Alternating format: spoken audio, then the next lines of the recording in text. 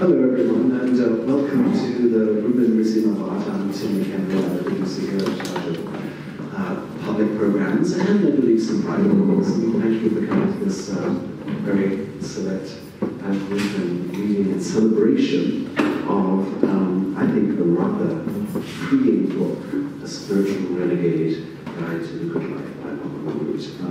We're delighted that Lama Marut is here yet again to talk to us at the Rubin. Last time was up in the galleries when we contemplated the good thing called death. And that's always very salutary.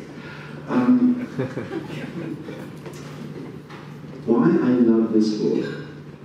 Because it gives me permission to loll around in bed. It says so. It says so. I get about 10 minutes minimum, right, to loll around in bed. This is my favorite activity. I hate being here, as you can tell. That means I have to stand and be awake. It's not good. And I have to say that this book, being half Australian, also surprised me in that it's the only book I know that quotes anything worthwhile ever said by an Australian writer. Trust me. So this book will surprise you, or maybe not, because you know this extraordinary person, and maybe everything in here is just a culmination of all the teachings we've had over the years. But still, it's written in such a wonderful, accessible, direct, no-nonsense style that everybody, I think, should have one at their bedside when they wake up from a lolling that they can you know, I don't need to, I think, say too much about Lama Marut. I know that he's one of the most sensible people on the planet. And I think that's enough for us to understand. And I hope he's going to read a passage or two from the book.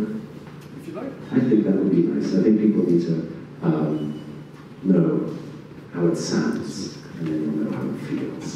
And of course, you know, it is a book launch, and while we're not supposed to encourage the acquisition of material possessions such as books and the like, nonetheless, you know, it's going to do you good. So the books are on sale at our little portable bookshop over there, and Lama Marut will be happy, I'm sure, to sign them all in dedication in his best hand. And you see, it's Guide to Love is in his best hand. So we want to hear about a good life. Lama Marut, thank you so much for blessing us by being here. Thank you.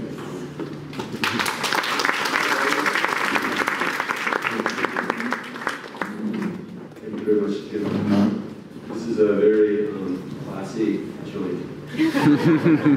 And I'm very honored to have the book launch here in New York, here at the Rubin. This is, I've never had a book launch before. I wrote a couple of books when I was in the academic world that nobody's cared to read, actually. You know, academic books are sort of like that. They have a print number of about 2,000, and they sell them to the libraries, and it's about a year, and then nobody reads them anymore. So they didn't have a book launch for me for my academic books in the Rubin Museum. So I'm not really sure what you're supposed to say at a book launch. I should have asked you at my age what I was supposed to do here. But I'm pretty sure that you're supposed to say thank you. So it gives me an opportunity to express my gratitude to the many people who helped me with this book. You know, in Buddhism, one of the sort of primary doctrines, one of the standard, you know, sort of dogmas, is that everything exists interdependently and nothing exists independently. And that's certainly the case with this book. I'm on the cover as the author, but this is the product of many, many people's labor. I've had many of my students who dedicated hours and hours of their time to doing transcriptions of the oral teachings that form the base for my writing. I had people help me with the writing, going through it, a fine-tooth comb over and over and over again, not just one person, but many people. I acknowledge all of them in the preface, so I won't go through them name by name here, but I just wanted to, kind of make sure that I said that this isn't my book in a way. This is the book that a lot of people wrote. And I'm very happy with the outcome. It was a book that turned out a lot better than it would have if I had written it alone. Everyone who contributed to the book added something to it. Yeah, I think it came out well.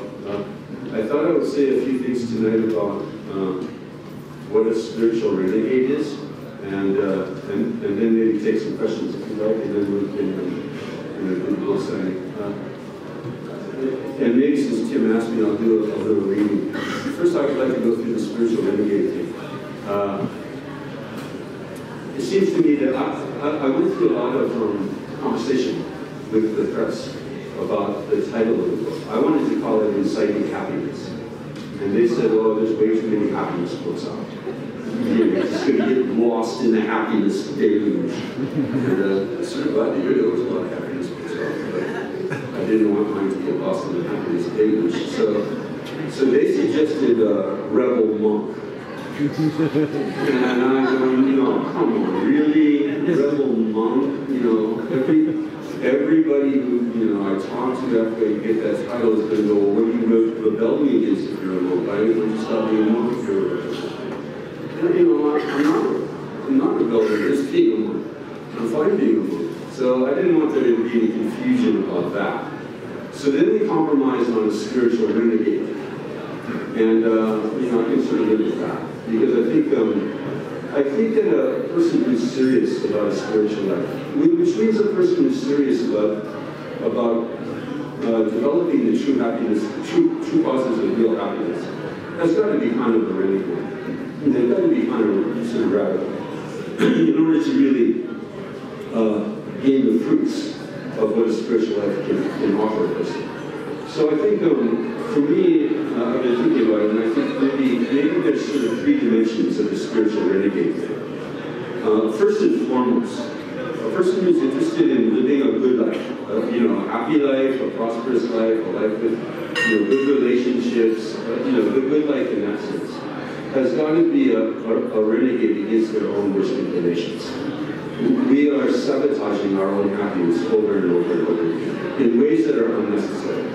And so that's the first, I think, dimension of what it means to be a spiritual renegade, to take yourself in hand and to stop feeling victimized, stop feeling like you're powerless, and to take the bull by the horns and say, I'm going to start a different kind of life.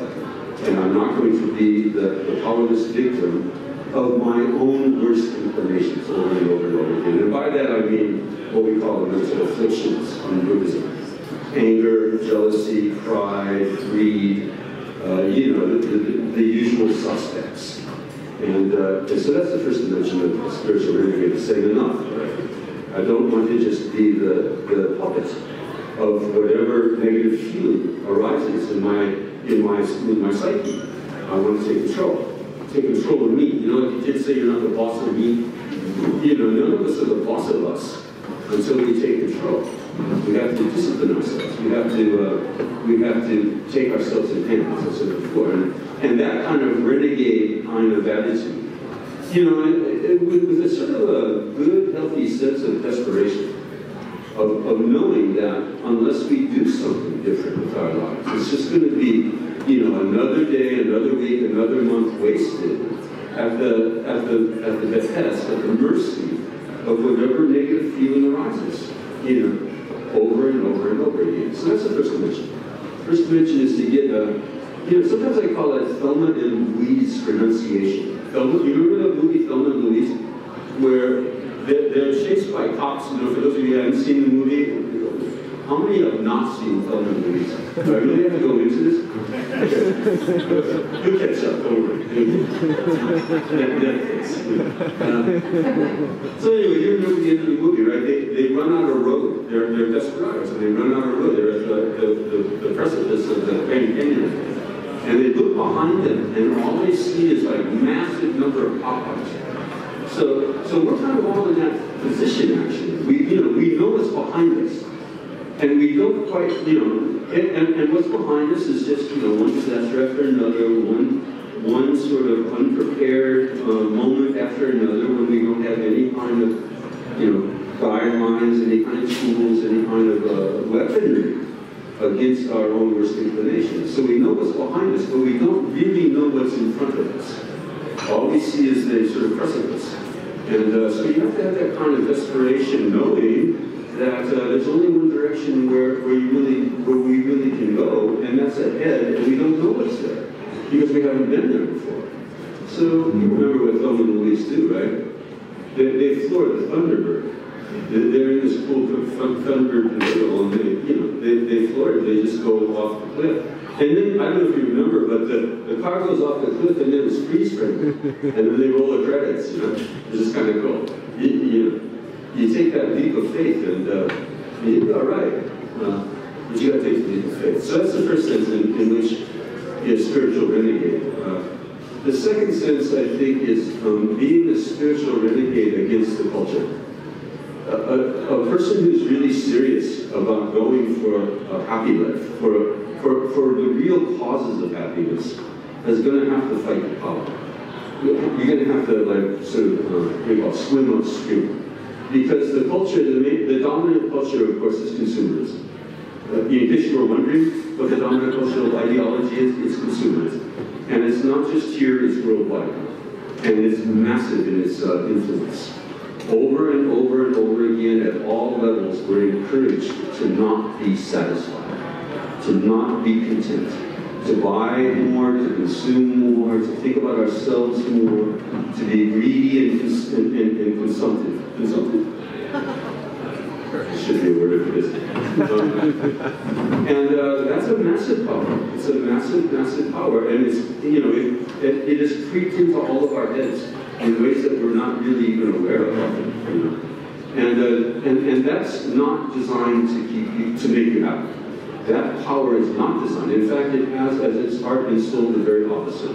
The very opposite, at the very sort of center, at the essence of consumer capitalism, is the need to always keep us wanting more. Always keep us wanting, desiring, craving more and more and more. And so a spiritual renegade is going to have to fight that power, and it's huge. It's it's an external power, but it also is there's internal resonance with that power too. So it's got God's kind of coming and going. It plays on our own worst inclinations. So that's the second sense of the spiritual renegade. Then I think a third sense also. I think increasingly that the day is gone where people like, I think people mostly sitting in this room, highly educated, cosmopolitan, open-minded kind of people can beneficially sort of identify solely with one sort of fundamentalist doctrinal dogma as opposed to others. These kinds of identifiers, I'm a Buddhist, you're a Hindu, or a Christian, or a Jew, or a secular humanist, these kinds of labels just set us apart from each other. And we know way too much about each other to get away with that anymore. You know, it might have worked in a pre-modern time, in a closed societies, where those kinds of identifiers were, were useful, maybe, to some extent. But in the modern, postmodern world, in a global situation, it's not clear to me that they are anymore. So as I was saying to people who were at the talk last night at Go Yoga in Brooklyn, instead of a spiritual renegade in this day and age, maybe, instead of thinking of themselves as one thing as opposed to another, I'm a Buddhist, which means I'm not a Christian, I'm not a Jew, I'm not a Muslim, etc. Might start thinking of themselves as just a human being, and drop all of these sort of labels of which tradition and which ology and which orthodoxy you're identified with. We're all in the same boat. We're all suffering. We're all have trouble. We all have pain. We all have problems. And we all equally have the opportunity to overcome them. We all equally have what we call Buddha nature in the Buddhist tradition. Buddha nature. And we all 100% have Buddha nature. It's not like somebody only has 43% and then somebody else is 63 or something like that. We all are 100% equal in our potential to live a happy life. So that's my new kind of like spiritual. I even kind of like come across that understanding of the spiritual renegade until fairly recently, but I'm kind of getting my back behind it these days. I'm uncomfortable identified as a Buddhist, as opposed to other things. You see, if a Buddhist means somebody who's trying to live a good life, who is trying to identify with the suffering of all sentient beings, well then that's fine. But to set ourselves apart with these labels, I think is not useful anymore. And it's caused a lot of trouble, in case you hadn't noticed, in world history, and continues. So maybe that's another sort of element of the spiritual renegade. Let me read just a few paragraphs from the preface on the spiritual renegade thing, and maybe if you have some questions, we can talk about them. I did a reading a couple of weeks ago. I've never done readings either, you know, so it's book launches and readings and all these things are new to me. And people told me I should be more dramatic, so I'll try to be like an actor or something. This book is for desperados. It's for those who know life is short and who are tired of wasting day after day in low-level unhappiness as they wait for the next high-level version. It's a book for those who are desperate enough to take up arms and make revolutionary inner changes in their lives before it's too late. It's a book for people who wish to be duped no longer, who urgently want to be happy, and who have figured out that the usual methods on offer in the modern world don't work. It's a guide for those tired of trying to become well-adjusted to a perverse society and who are willing, even eager, to deviate from the norm. It's for those fed up with both the dead end of modern consumer capitalist ideology based on selfishness and greed, and the toothless, self-absorbed navel-gazing of many contemporary spiritual self-help books. It's for those looking for a hardcore, XXX, no-nonsense, and supremely practical guidebook to how to live through the life. And it's for people who believe they can do it. It's for those who are weary of feeling victimized and powerless. It's a book for heroes and heroines, people too afraid to revert back to the old, ineffectual ways or to run away from what might actually succeed. This is a book for warriors. It's for people ready to take the bull by the horns and stop coddling their depression, anger, endless desires, jealousy, and pride. It's for those itching for the big rage in the cage, smack down with their own mental afflictions. Their true enemies, the demons that undermine the happiness we all seek. It's for those who know that half-assed efforts bring half-assed results, and who are prepared to go full ass.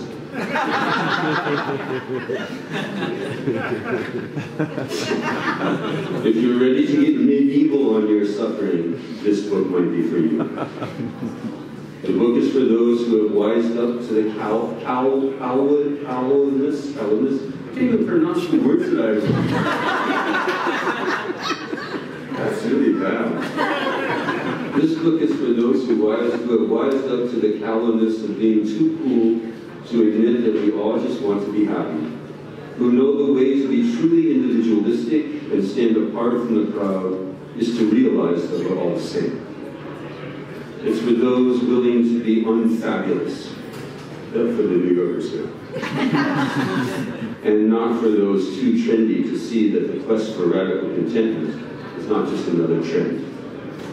It's for people who won't be taken in by an anti-happiness backlash, where absurdly being tormented and miserable is embraced as a sign of sophistication and depth. This book is for the truly compassionate, the big-hearted, not the faint-hearted, the ones who have figured out that being happy is neither superficial nor selfish, but the sine qua non, the indispensable ingredient for living a meaningful life of service to others. It's for those who have observed that if we are to save others from drowning, we first need to learn how to swim. It's a book for those who realize that we don't just stumble upon happiness, that happiness, like everything else, doesn't happen without reason, nor does it arise simply by positive thinking based on a magical law of attraction. I'll just stop there and tell you that I have to congratulate my press for even taking this book. Beyond Words, as you may know, is the publisher of the book, The Secret. You all know The Secret? Multi-million-dollar, enterprise, The Secret, which is based on the so-called law of attraction. And this is one of the several places in the book where I trash that idea of the law of attraction.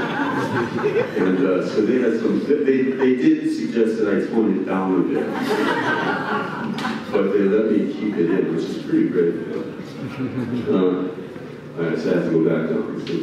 Nor does it arise simply by positive thinking based on the magical law of attraction. It's for those who know that happiness can only be brought about through rationality, self-discipline, and persistence, and who are willing to roll up their sleeves and get to work. This book is for those intelligent enough to discern what will really be effective and what won't, and who care about themselves and others enough to seriously commit to creating a sane, healthy way of life, and who know that in an insane world, a sane person might very well appear disordered. It's for those desperate enough to want to make their spiritual practice into a tiger, fast and powerful, and give the beast some real teeth, so armed and dangerous that when the mental afflictions like anger, pride, and jealousy see it coming, they pee in their pants. It's for those who are done playing footsies under the table with secularism, materialism, and consumerism, hoping such flirting might lead to something more, perhaps even a meaningful relationship someday. It's for people who regard themselves as strangers in this strange and profane land, who are like illegal aliens in a world stripped of all values and meaning. It's for those whose papers are definitely not in order when it comes to the status quo. This book is for desperados, rebels, and insurrectionists willing to pit themselves against a life defined by perpetual dissatisfaction, egoism, and greed. Is it for you? Are you ready yet? Are you desperate enough to really want to incite happiness in your life? That's it.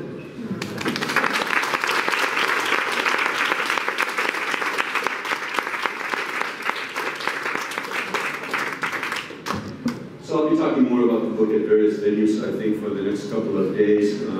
Three Jewels in, where's the Three Jewels? East Village, they say the Three Jewels is East Village tomorrow night, and then Friday night at the Tibet House, and Saturday and Sunday in Brooklyn again at Lotus. So if you're interested in learning more about the book, you can buy it and read it, but you could also get some oral sort of rendition of it also in the next couple of days. So if there are any questions, I'll be happy to entertain them. Yeah, Tim. Why did you think a book was actually necessary? That's a really good question. Every time I go into a bookstore, I think that. It does not. Does the world need another book? It's amazing how many books are out there.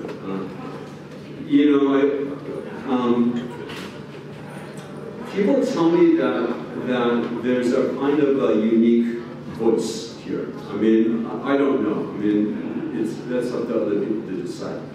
But there's a lot of very good spiritual books on the market. There's a lot of good books on how to be happy. But this one, I think, may have its own niche in that it's very down to earth. It's very practical. It's very sensible. Some people have sometimes described my style as locker room dharma.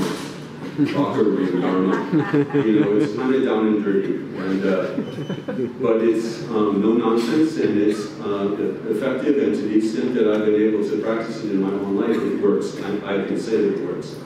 And so it's a kind of summation of what I've learned over the course of my own spiritual training. In fact, over the course of my whole life, I've been obsessed with religion since I was a small boy, I think, really, both positively and negatively. in rebellion against it, against my Christian background, and then kind of like love-hate relationship with Christianity ever since, and then an intellectual interest in Indian religions throughout my professional life, and over the last 14 years, an interest in the spiritual life from a practical point of view, from a practitioner's point of view. So it kind of summarizes everything I learned in a way, and the press was very good in providing me with help in making it sort of understandable, I think, understandable to pretty much any reader. It's not a Buddhist book, ultimately. It's a book that could be used by anyone, I think, regardless of their religious affiliation or lack thereof, to live a good life. It talks about things that are universally applauded in their, as virtues, because they work, they bring happiness to people, things like forgiveness. There's not a whole lot of traditional, authentic spiritual traditions that say, don't forgive anybody, that'll work out for you. So, it's kind of like agreed that forgiveness is a good thing to do. Feel gratitude towards the, things that other people have done for you, so there's a whole chapter on that. To watch your moral P's and Q's. What goes around comes around, you shall reap what you sow. This is what they call the law of karma in the Eastern traditions. So there's information on that. But again, I think these are all universal understandings of how to live a good life. And its chances are pretty good that you won't encounter a whole lot that you haven't heard before in the book, but you might hear it in a different way. And more importantly, way more importantly, you might be incited to actually do something about it and to start putting it into play, deploying it into your life instead of just regarding it as a theoretically interesting possibility.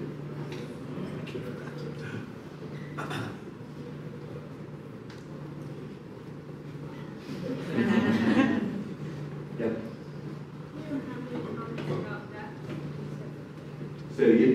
How many comments or sections about that? Yeah.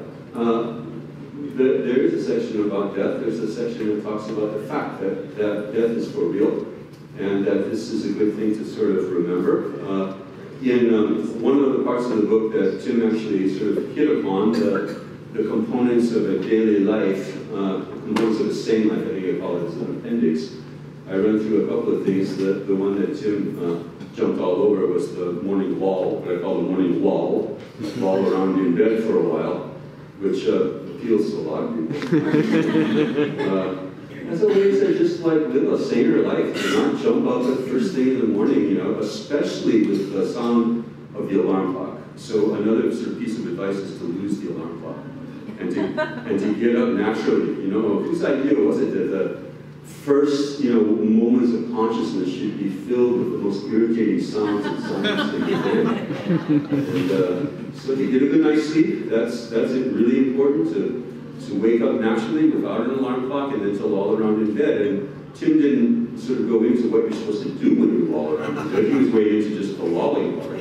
But I hope he read a little bit closer that as you're lolling in bed, make it a little productive. And that kind of delicious sort of, half-conscious, half-sleeping state to have as the first moments of consciousness of your daily life. Just a rehearsal of all the things that are going right for you. The blessed life that you're leading, the prosperity that you enjoy, the friends that you have, the people who love you, the education that you've received, and to just remember on a daily basis the kinds of things that are going well for you. That's gratitude. And that's nowadays they even have social scientists in what they call the positive psychology. Maybe you've heard there's a new form of psychology called positive psychology, which is kind of interesting because up until fairly recently, psychology thought that the best we could do was to bring people to what Freud called ordinary unhappiness, and that was kind of it. That was the extent of their labor, and so recently they said, no, we're going to go beyond that. We're going to actually produce some happiness in people psychologically, and one of the main things they gravitated towards is gratitude. People who are grateful are much more happy, are more happy than other people. So it's not the happiness that makes you grateful, it's the gratitude that makes you happy. So every day in the morning law, practice the gratitude. Now, I didn't forget your question. The second part of the morning law, you haven't gotten out of bed yet. Just lolling around in bed. And the second part of the morning law is to remember your mortality.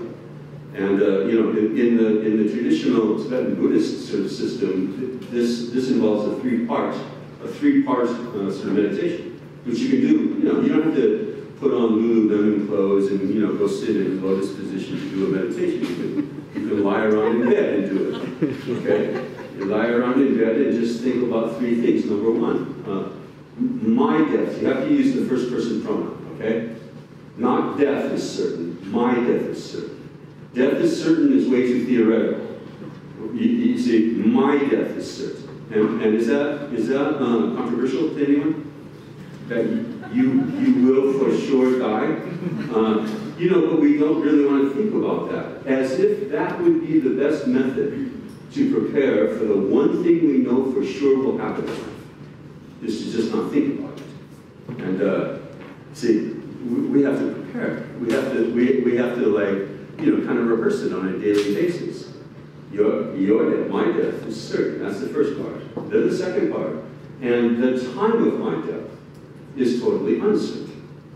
And again, is that controversial, to anyone? And we all sort of think, well, no, I watch my diet. I don't eat red meat. I do a lot of yoga, and so I definitely should have at least 85 years. And that's laughable. See, the idea that that's kind of guaranteed to any one of us is just laughable. There's no average lifespan for any individual.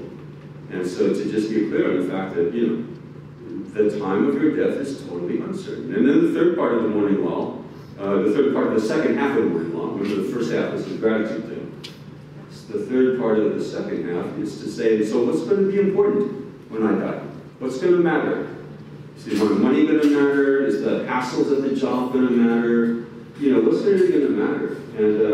And get clear on that too. This is a way to really get yourself focused on what's important in life. And then you get out of bed and start your day with that kind of like, reprioritization of what really matters. And if you start, and if three things are too many, I bet you already there's certain people that can't recall what I just said, those three things. So you maybe have to buy a book and study it. But if you don't want to buy a book, I'll just tell you the one thing that you can remember. As part of your daily practice, as part of the daily morning law, just assume that today's your last day that you'll have to live. Just assume, this is my last day. And then you get out of bed and you start your day. And start living every day as if it were your last day. Which is a very, very good way to live, actually. Very good way. You don't take anything for granted. You start to how many fights would you get? How many arguments would you get in today was your last day? It's just too busy, and I only have a few more hours. I don't have time to argue. And if you start living every day as if it were your last day, one day you will be right. And you don't know which day that is. So that's the answer to your question about that. It's a very important part. It's a very important part of, I think, a real, authentic spiritual tradition, spiritual practice.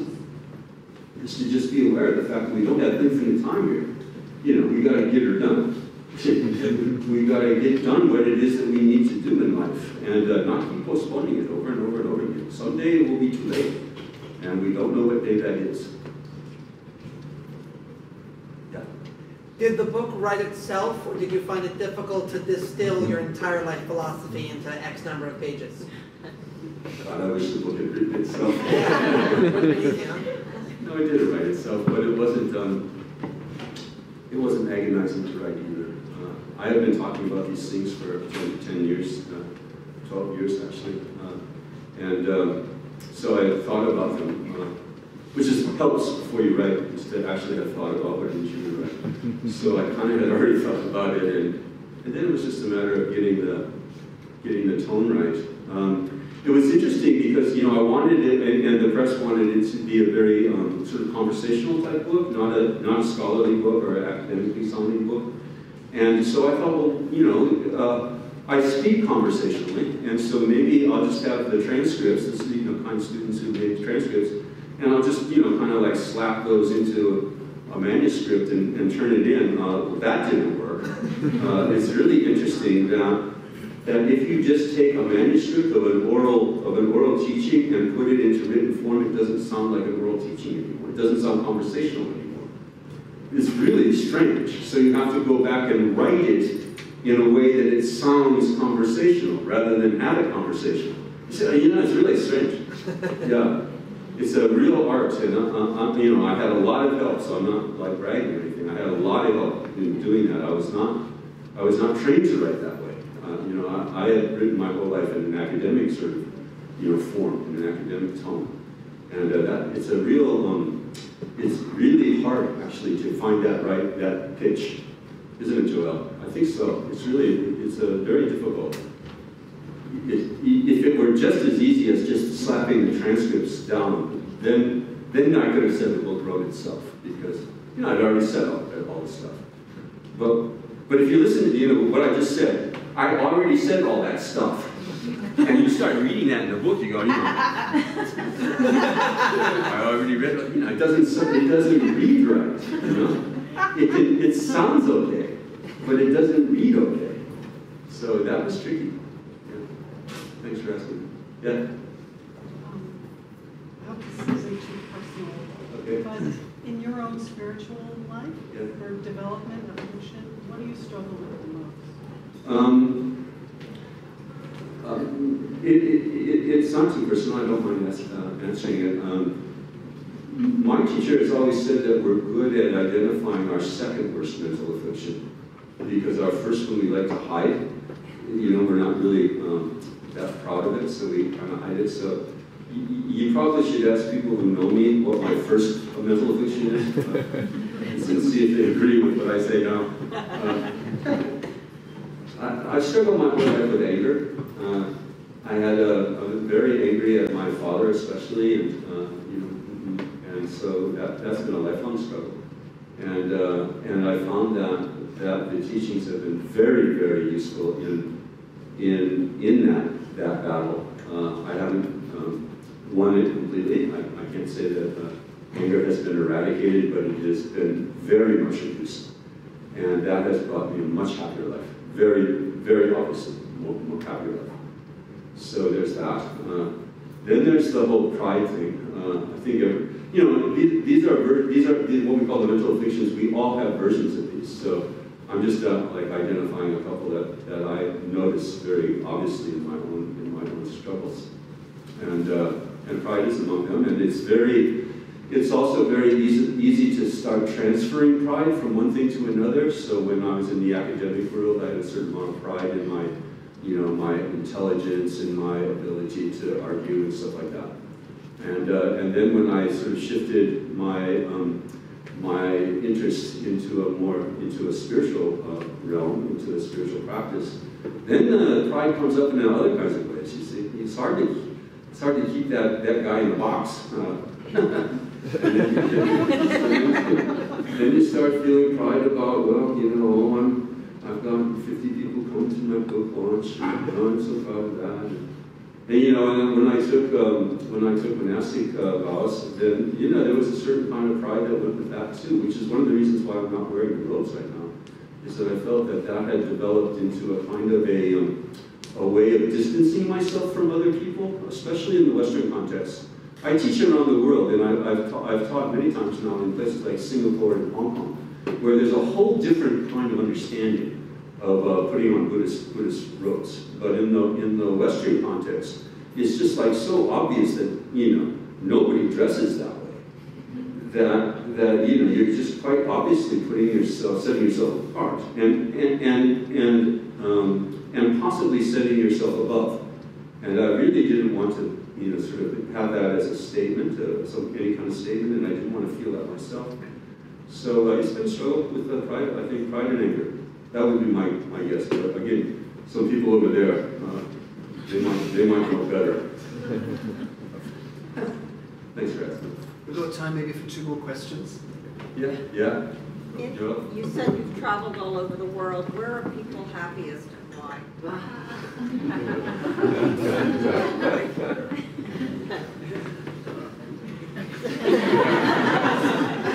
New York. I really don't think you can generalize it like that. I don't know. I think I've read studies that, where they break it down on a nation by nation basis and decide which nation's happiest and like that. I just think it's individual. I think it's too individual to make generalizations. It doesn't, I will say this, that it doesn't seem to matter how much money you have. It doesn't seem to matter how many gadgets you have. It doesn't seem to matter, whether you're professionally successful or not. Those things don't seem to be the major indicators. In my own experience, in my own study, and in my own thinking also. I mean, you can kind of reason this out a little bit. If money brought happiness, everyone who had money would be happy. And that's just like so obviously not the case, right? Who was it? David Geffen in Los Angeles, the film, is he a producer or something? David Geffen and philanthropist said the only people who think money brings happiness are people who don't have money. People who have money know that it doesn't bring happiness. So, the money, the possessions, the job, the profession, these things are not happiness producing. Even the relationships are not in and of themselves happiness producing.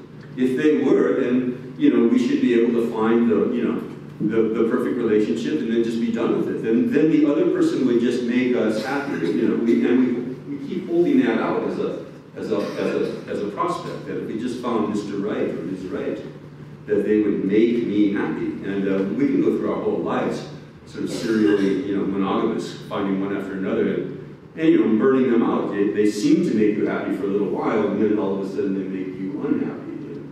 How'd that happen? So it's not in those external things. It's not in the recreational experiences, the restaurants. It's not in the fitness, in the yoga, in and of itself, the physical yoga. So it's internal. And the people who are happy are the people who have figured that out, I think. And have, it doesn't mean that you don't have a job anymore, you don't have any relationships or anything, but you have ceased to put all your eggs in such baskets and have taken that kind of control and said, like, it's not coming from outside. It's not, happiness isn't coming at me. It has to come from me. And then they get busy in terms of the inner changes that need to be wrought. Okay, Tim says only one more, so Tim also has to decide who that one more is, so I don't get in trouble. What are you going to do for me? Let's hear from you, ma'am. Well, you use the word take control, and that surprises me, and I don't know why. Yeah, okay. I think this is one of the secrets to living a good life, a happy life, is to know what you can change, and know and just do it and change it, and to know what you can't change and relax about it. In the Guide to the Bodhisattva's Way of Life, there's a very famous verse that goes, if there's something you can do about it, why are you getting upset? If there's something you can do about it, why get upset? Just do it. If there's nothing you can do about it, what are you supposed to do? Why get upset? If there's nothing you can do, but it makes no point. There's no point to getting upset. The trick is to know which is which. What are the things that we can do about, that we can do something about, and what are the things that we just have to relax about? And generally speaking, I think that we're confused about what those are. I think that we think mostly what we can do about is stuff that's happening in the present. We can control the present. Now, what we can't do anything about is the past and the future. So what will be, the sort of whole fatalistic idea of the future. And the past, well, the past has, happened the way it did, and what can I do about it? Actually, it's just the opposite. We can change the past and we can change the future. What we can't change is the present and the present. So this is like the main part of the book, actually. This is the main structure of the book, is learning how to change the past. And we can't change the past, because the past exists just as part of our present mind. That's the only place it is. From one point of view, you could say the past doesn't exist at all, right? Because it's gone. It's done. The past means that doesn't exist. But from another point of view, of course, the past does exist as what we call memories in our present mind. And every time we think about the past, we change it a little bit. There's no history except for revisionist history. And that's just not that's not only a personal observation, that's a cultural observation. Go Go to Columbia University or NYU and ask the professional historians, does the story about the past change? You say, what are you supposed to say? Of course it does. Get the hell out of here. What are you asking stupid questions for? Of course it changes. It depends on your perspective, right? Depends on the POV, on the point of view. So we can change our past, but we have to take control of that process in order to change it for the better. And taking control of that process, involves two things: forgiveness and gratitude. Forgiveness, forgive everyone. Unilaterally and preemptively, just forgive them.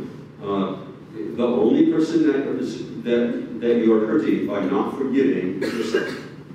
Just let it go. And of course, that's easier said than done, so I did a whole chapter on all the reasons why it's stupid not to forgive, and all the reasons why it's smart to forgive. And we have to really get clear on that because we really don't want to do it. There's huge resistance to it. But you can't be holding a grudge and be happy at the same time. It's impossible.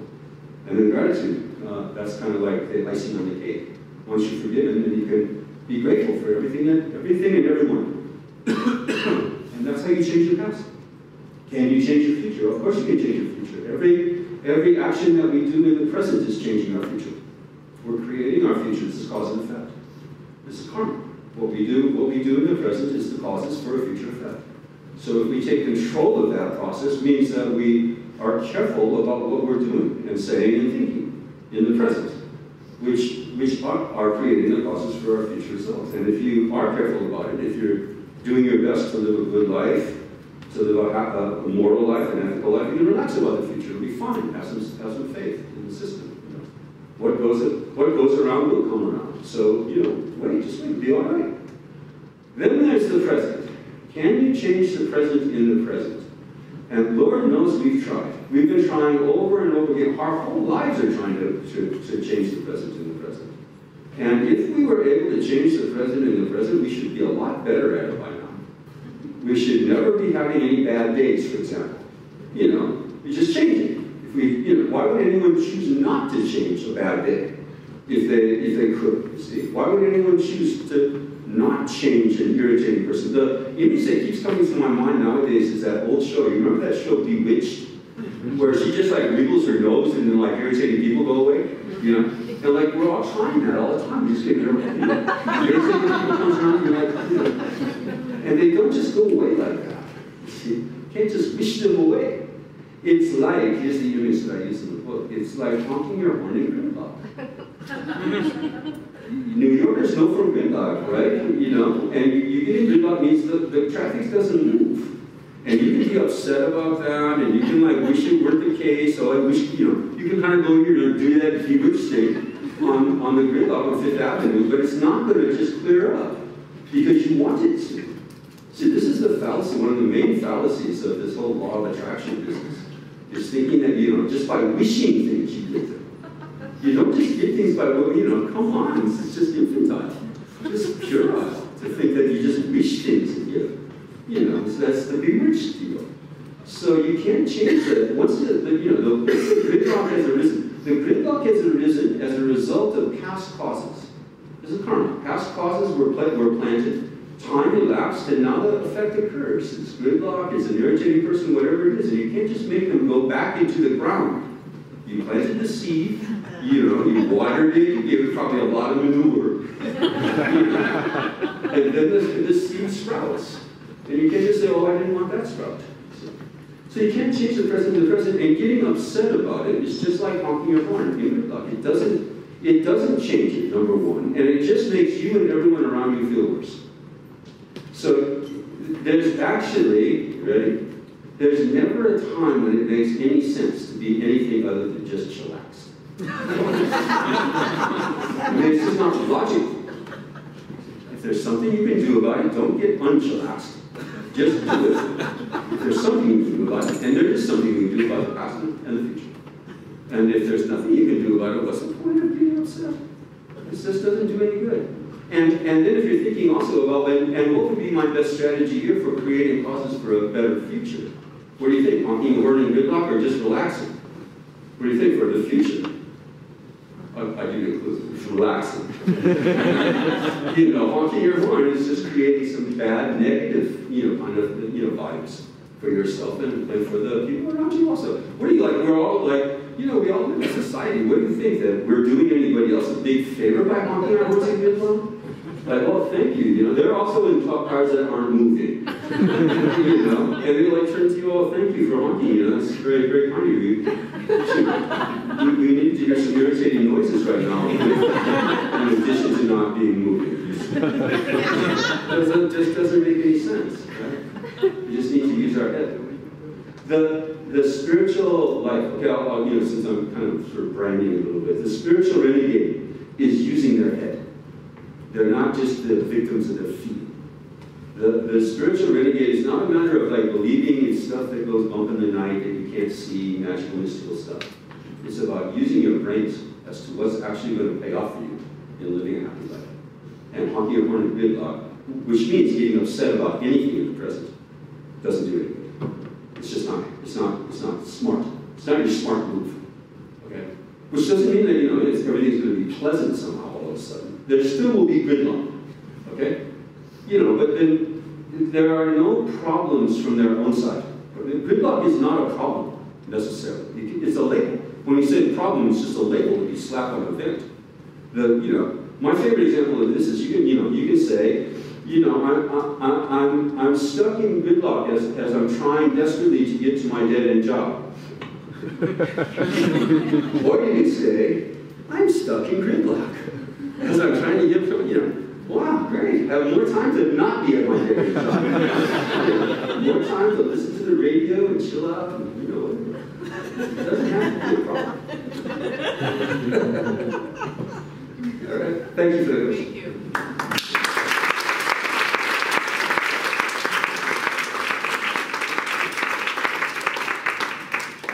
Gosh, I want Lama Marut to be my chauffeur, my gardener. He certainly knows how to do your stuff. Leslie, thank you so much for telling us really what we should be doing. It's my job to now tell you what you should be doing in the present, to improve your present, and give it me as a present.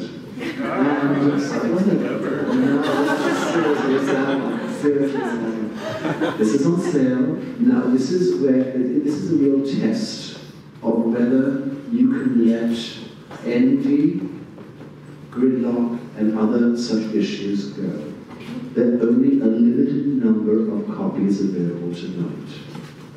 Fewer copies than there are people.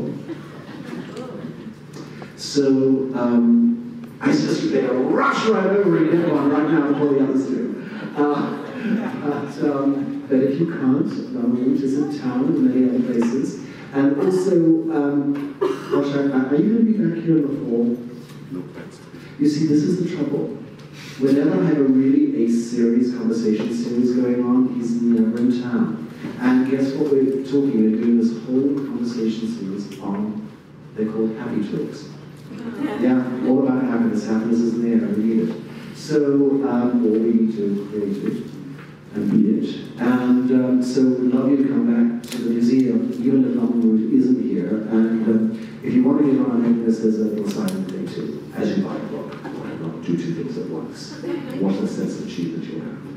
All right. Well, great sense of achievement for coming out tonight. Great even if you acquire a book, and greater still if you have it dedicated to you and to the person that you should give it to, so they can be grateful to you and be happy. Right? Okay. Have some good karma.